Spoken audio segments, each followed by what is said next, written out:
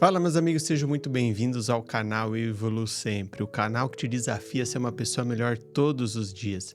O meu nome é Luiz Guilherme e este é o programa Desvendando a Bíblia, e eu te convido a ler a Bíblia junto comigo. E o tema do nosso episódio de hoje é o livro de Daniel, o livro do profeta Daniel.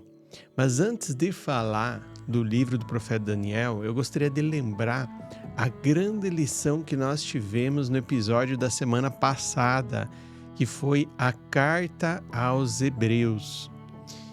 E eu sempre gosto de pedir qual foi a grande lição que você tirou desse livro. Eu vou falar a grande lição que eu tirei. E mais do que falar, eu vou ler o versículo. Deixa eu abrir aqui a carta aos Hebreus. Eu vou jogar na tela para vocês acompanhar também. Capítulo 12. Então aqui, ó, pessoal, essa lição aqui, ó, que eu tirei. No capítulo 12, versículo 5. Olha só. Estais esquecidos da palavra de animação, que vos é dirigida como a filhos. Filho meu, não desprezes a correção do Senhor. Olha que legal essa passagem. Não despreze a correção do Senhor. Não desanimes quando repreendido por Ele, pois o Senhor corrige a quem ama e castiga todo aquele que reconhece por seu filho. Essa foi a grande lição que eu tive da carta aos Hebreus. Muitas vezes a gente passa por dificuldade, passa por tropeços na vida, passa por obstáculos, passa por desafios e a gente pede: Deus, por que isso está acontecendo comigo? Por que o Senhor permitiu isso na minha vida? Eu posso dizer que nem para tudo a gente vai ter resposta, mas talvez para grande parte desses desafios que a gente está passando, é porque Deus nos ama, é porque Ele quer que a gente cresça, é porque Ele quer que a gente evolua. O mundo, muitas vezes, é na dor, é na dificuldade que a gente cresce, que a gente supera, que a gente evolui. E esses desafios, muitas vezes, é uma demonstração de amor que a gente não percebe. Então, quando a gente está sendo provado, desafiado, sintam-se alegres. Sejam felizes, alegrem-se porque Deus está mostrando o amor dele para com vocês. Legal? Mas vamos falar agora sobre o livro do profeta Daniel. O profeta Daniel escreveu esse livro em torno de 550 anos antes de Cristo, durante o período que os judeus estavam exilados na Babilônia, tá?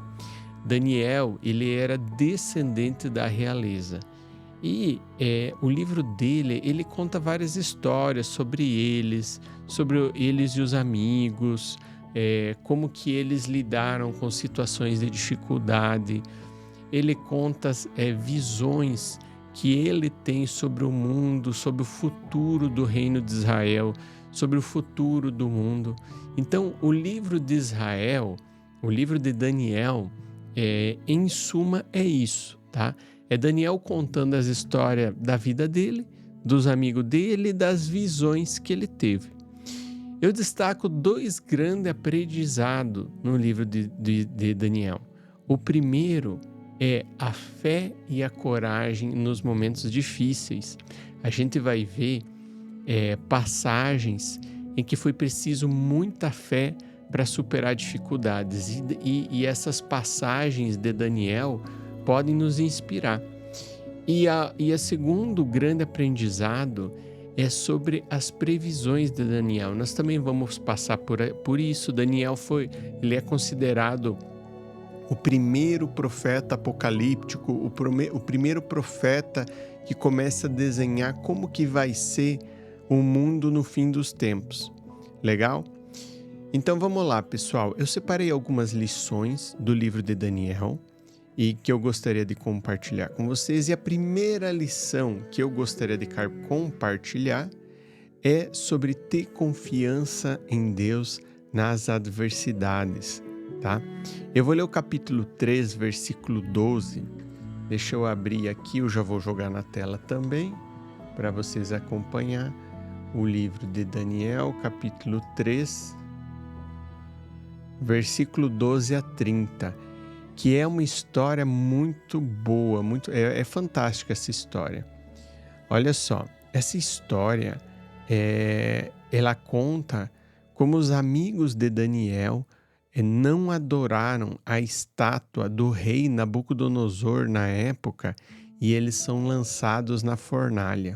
Essa é uma história de muita confiança em Deus num momento muito difícil que eles passavam. Então, olha a história que a Bíblia nos conta. Pois bem, há aí alguns judeus a quem confiaste a administração da província da Babilônia, Sidraque, Misague e Abdenego, os quais não tomaram conhecimento do teu edito, ó rei, não rendem culto algum a teus deuses e não adoram a estátua que erigiste. Nabucodonosor, dominado por uma cólera violenta, ordenou o comparecimento de Sidraque, Misaque e Abdenego, as quais foram imediatamente trazidos à presença do rei. Por quê? Porque eles não adoravam a estátua que o rei fez. Nabucodonosor disse-lhes: é verdade, Sidraque, Misaque e Abdenego, que recusais o culto a meus deuses e a adoração à estátua de ouro que erigi? Pois bem, estáis prontos no momento em que ouvires o som da trombeta, da flauta, da cítara, da lira, da harpa, da cornamusa e de toda espécie de instrumento de música. A vós prostardes em adoração diante da estátua que eu fiz? Se não o fizerdes, serei precipitados de relance na fornalha ardente. E qual é o Deus que poderia livrar-vos de minha mão? Sidraque, Misague e Abdenego responderam ao rei Nabucodonosor: de nada vale responder-te a esse respeito. Se assim deve ser, o Deus a quem nós servimos pode nos livrar da fornalha ardente e mesmo, ó rei, de tua mão. E mesmo que não o fizesse, saibas, ó rei, que nós não renderemos culto algum a teus deuses e que nós não adoraremos a estátua de ouro que erigiste. Então a fúria de Nabucodonosor desencadeou-se contra Sidraque, Misague e Abdenego. Os traços de seus rostos alteraram-se e ele elevou a voz para ordenar que se aquecesse a fornalha 7 vezes mais que de costume. O rei ficou furioso, né, pessoal? Ele falou, sobe a temperatura da fornalha 7 vezes mais que de costume para jogar os judeus Sidraque, Misaque e Abdenego na fornalha. Depois deu ordem aos soldados mais vigorosos de suas tropas para amarrar Sidraque, Misaque e Abdenego e jogá-los na fornalha ardente. Esses homens foram então imediatamente amarrados com suas túnicas, vestes, mandos e suas outras roupas, e jogados na fornalha ardente. Mas os homens que, por ordem do rei, tinham superaquecido a fornalha e lá jogado Sidraque, Misaque e Abdenego foram mortos pelas chamas, no momento em que eram precipitados na fornalha os 3 jovens amarrados. Olha que louco, pessoal. Sidraque, as pessoas que ajudaram a jogar Sidraque, Misaque e Abdenego na fornalha, de tão quente que estava a fornalha, morreram. É isso que está dizendo aqui. Então, Nabucodonosor, admirado, levantou-se precipitadamente, dizendo a seus conselheiros: não foram 3 homens amarrados que jogamos no fogo? Certamente, majestade, responderam. Pois bem, replicou o rei, eu vejo 4 homens soltos que passeiam impunemente no meio do fogo. O quarto tem a aparência de um filho dos deuses. O rei falou que ele via 4 pessoas dentro da fornalha e uma delas tinha aparência angelical, tinha aparência de filho de Deus. Dito isso, Nabucodonosor, aproximando-se da fornalha, exclamou: Sidraque, Misaque e Abdenego, servos do Deus Altíssimo, sai, vinde. Então Sidraque, Misaque e Abednego saíram do meio do fogo. Os sátrapas, os prefeitos, os governadores e os conselheiros do rei em grupo à volta verificaram que o fogo não tinha tocado nos corpos desses homens, que nenhum cabelo de suas cabeças tinha sido queimado, que suas vestes não tinham sido estragadas e que eles não traziam nenhum indício do odor de fogo. Você vê, pessoal, Sidraque, Misaque e Abednego entraram na fornalha que de tão quente que estava, eles foram jogados amarrados. As pessoas que jogaram eles morreram queimadas e eles nem cheiro de fumaça tinham. Eles foram jogados no meio do fogo, andavam no meio do fogo e não tinham vestígio nenhum, nem um fio de cabelo, nem cheiro de fumaça. Nabucodonosor tomou a palavra. Bendito seja, disse, ó Deus de Sidraque, Misaque e Abednego. Ele enviou seu anjo para salvar seus servos, os quais, depositando nele toda a sua confiança e transgredindo as ordens do rei, preferiram expor suas vidas a se prostrarem em adoração diante de um Deus que não era o seu. Então essa, pessoal, é a primeira história que eu queria contar para vocês do livro de Daniel. Olha que história linda de Sidraque, Misaque e Abednego, que se recusaram a adorar outros deuses e por isso foram salvos da ira do rei. Não que o rei não tentasse matar eles, mas eles foram poupados das chamas. E para continuar, a ideia dessa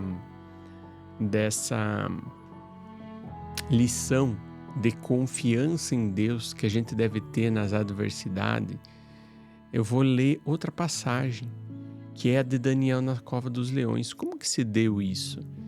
Essa de Daniel na cova dos leões foi o seguinte.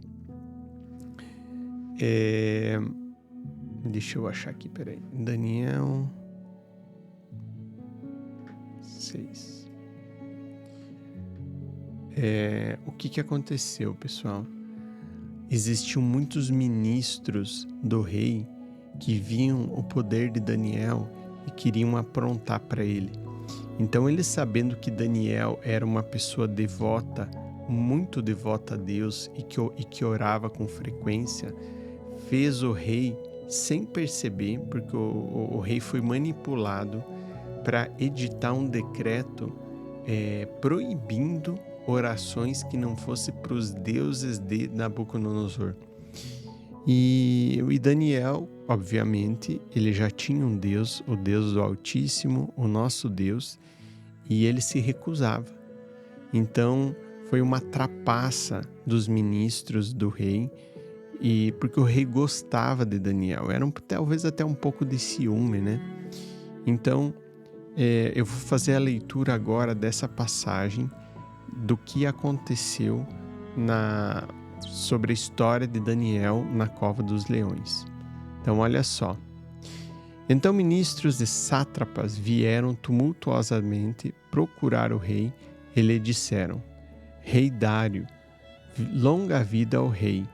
Os ministros do reino, os prefeitos, sátrapas, os conselheiros, governadores estão de acordo em que seja publicado um edito real estabelecendo que aquele que nesses 30 dias dirigir preces a um Deus ou homem qualquer que seja, além de ti, seja jogado na cova dos leões. Essa é a armadilha que eu falei que os ministros armaram para o rei, e o rei caiu. O rei redigiu o documento, entendeu? E o que aconteceu? Daniel foi orar e os ministros viram, eles esperavam isso, eles já sabiam, né? Então, continuando aqui a história, quando eles viram isso, foram imediatamente ao palácio do rei e disseram a respeito do edito real, do decreto, né? Eles falaram, pois bem, Daniel, o deportado de Judá, não tem consideração nem por tua pessoa, nem por teu decreto, pois 3 vezes ao dia ele faz sua oração. Ouvindo essas palavras, o rei, bastante contrariado, porque ele gostava de Daniel, tomou contudo a resolução de salvar Daniel, e nisso esforçou-se até o pôr do sol. Mas os mesmos homens novamente o vieram procurar em tumulto. Saibas, ó rei, que a lei dos medos dos persas não permite derrogação alguma a uma proibição ou uma medida publicada em édito pelo rei. Eles usaram a mesma, o próprio decreto contra o rei e meteram pressão no rei. Então o rei deu ordem para trazerem Daniel e o jogarem na cova dos leões. Que o Deus que tu adoras com tanta fidelidade, disse-lhe, queira ele mesmo salvar-te, falou o rei para Daniel. Trouxeram uma pedra que foi rolada sobre a abertura da cova. O rei lacrou-a com seu sinete e com o dos grandes, a fim de que nada fosse modificado em relação a Daniel. De volta ao seu palácio, o rei passou a noite sem nada tomar e sem mandar vir concubina alguma para junto de si, e não conseguia adormecer. Logo ao amanhecer, levantou-se e dirigiu-se toda a pressa à cova dos leões. A Bíblia ela é bem enfática do quanto o rei gostava de Daniel, mas era uma lei que ele tinha feito, ele não podia ir contra a lei dele. Quando se aproximou, chamou Daniel com voz cheia de tristeza. Daniel, disse-lhe, servo do Deus vivo, teu Deus que tu adoras com tanta fidelidade, terá podido salvar-te dos leões? Daniel respondeu-lhe, Senhor, vida longa ao rei. Meu Deus enviou seu anjo e fechou a boca dos leões. Eles não me fizeram mal algum, porque a seus olhos eu era inocente. E porque contra ti também, ó rei, não cometi falta alguma. Então o rei, todo feliz, ordenou que se retirasse Daniel da cova. Foi ele assim retirado sem traço algum de ferimento, porque tinha tido fé em Deus. Por quê? Porque tinha tido fé em Deus. Por ordem do rei, mandaram vir então os acusadores de Daniel, que foram jogar na cova dos leões com suas mulheres e seus filhos. Nem haviam tocado o fundo da cova, e já os leões os agarraram e lhes trituraram os ossos. Então assim, pessoal, eu li 2 passagens. A primeira passagem é dos jovens que foram jogados na fornalha por se recusar a adorar outro Deus, e Deus salvou. E a segunda passagem é de Daniel. Daniel também se recusou a deixar de orar a Deus, e por ele ter feito isso, Deus também salvou eles. Então isso é uma lição para nós. A gente precisa orar e orar sempre, pedindo a Deus sabedoria e orientação divina em nossas decisões diárias. E independente da circunstância que a gente se encontra, a gente tem que dar graça sempre e permanecer firme, confiante e com fé na palavra que Ele nos deu. Esse é um grande exemplo. Deus nos dá aquilo que a gente precisa, não aquilo que a gente quer. Mas muitas vezes a gente não sabe nem o que a gente quer. Então, a gente tem que ter sempre fé, paciência e perseverança, que Deus sempre vai estar conosco, tá bom? Próxima mensagem que eu gostaria de passar é o capítulo 9. Deixa eu abrir aqui que eu achei interessante essa passagem. Capítulo 9, vamos lá.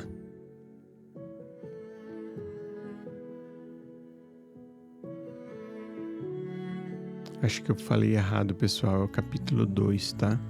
Capítulo 2, versículo 20. Olha só, falando sobre a sabedoria. Aqui, ó. Daniel expressou-se como segue. Deixa eu jogar na tela.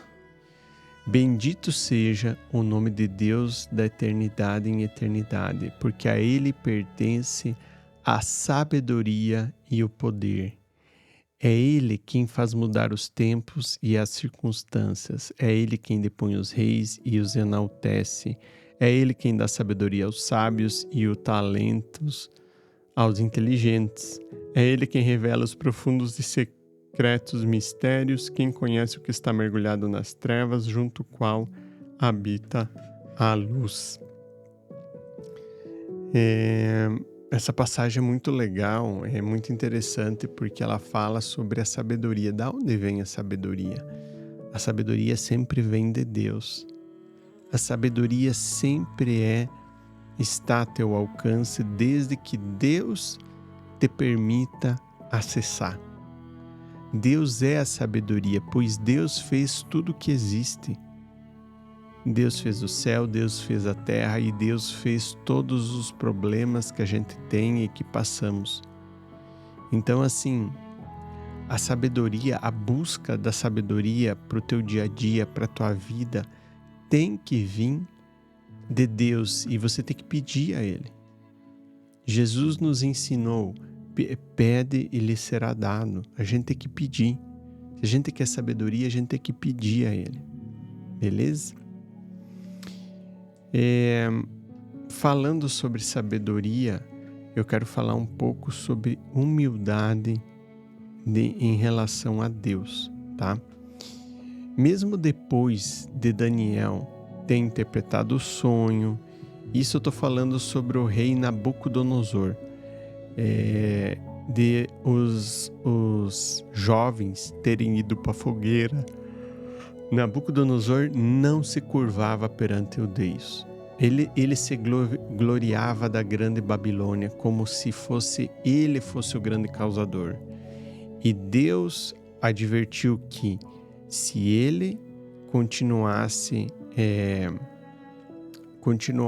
com essa postura de achar que ele é a grande causa de todas as coisas, ele ia enlouquecer durante um período até que ele reconhecesse que Deus era o Senhor, o Senhor Supremo. A sabedoria divina era suprema e tudo vinha de Deus, não vinha dele. Então Deus deu essa visão a Daniel e Nabucodonosor, ele rejeitou essa sabedoria e ele ficou louco e se afastou. E a Bíblia conta essa história. Eu não vou ler toda essa história, porque essa história é longa, mas vocês podem ler ela na Bíblia. Mas eu quero ler só um versículo, que é o versículo 4:37. Nabucodonosor, assim como Daniel fez a previsão, ele foi para o mato, ele foi para a floresta, ele se afastou da realeza, ele enlouqueceu, ele realmente pastava como um animal, como dizia a profecia, mas ele se arrependeu. Então, em versículo 4:36, ele fala: agora eu, Nabucodonosor, louvo, exalto e glorifico o Rei dos céus, porque tudo o que ele faz é certo, e todos os seus caminhos são justos, e ele é capaz de humilhar os vivos que vivem em arrogância. Sabe que eu vejo, pessoal, que o grande problema de grande parte das pessoas é a arrogância que elas vivem, é a falta de humildade. Sempre que a pessoa começa a perder a humildade, ela começa a desmoronar sem perceber.